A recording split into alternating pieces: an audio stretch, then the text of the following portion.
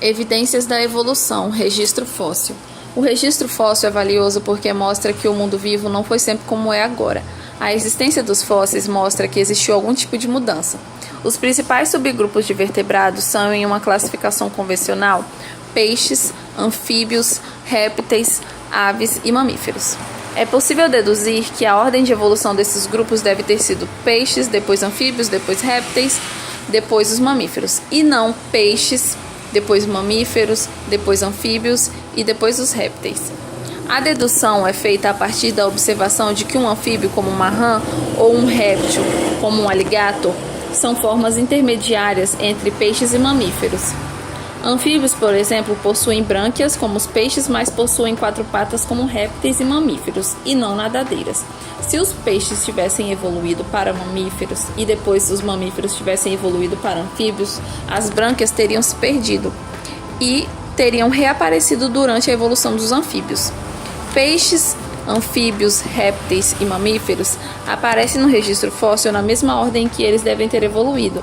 Essa concordância é uma boa evidência da evolução. Evidências da evolução, biogeografia.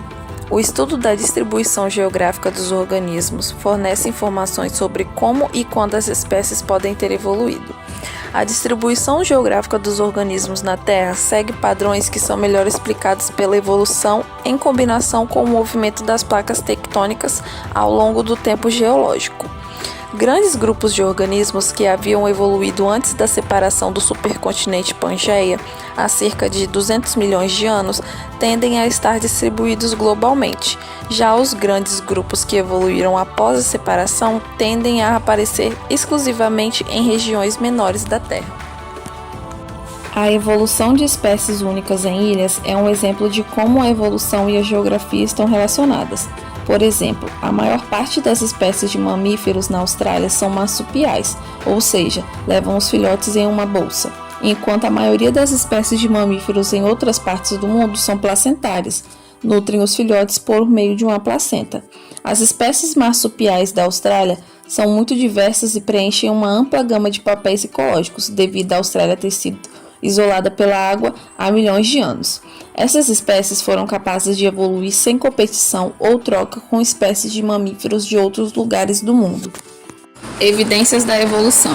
Anatomia. Características anatômicas compartilhadas por organismos podem indicar uma ancestralidade evolutiva comum. Se 2 ou mais espécies compartilham uma determinada característica física, como uma estrutura óssea complexa ou um plano corporal, elas podem ter herdado essa característica de um ancestral comum. Características físicas compartilhadas devido à história evolutiva são chamadas de homólogas.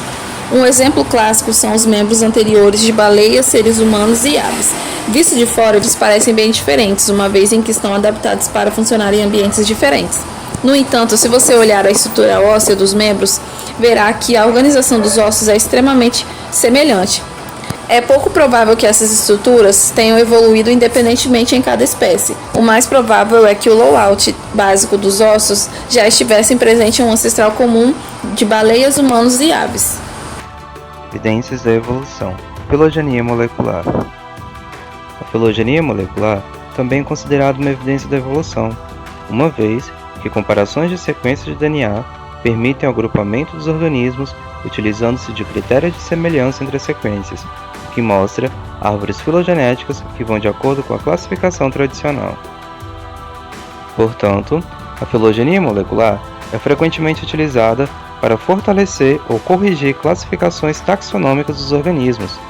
Um exemplo é a comparação entre as sequências de DNA dos humanos com os chimpanzés, permitindo identificar o grau de parentesco existente entre as duas espécies na árvore filogenética. Evidências da evolução.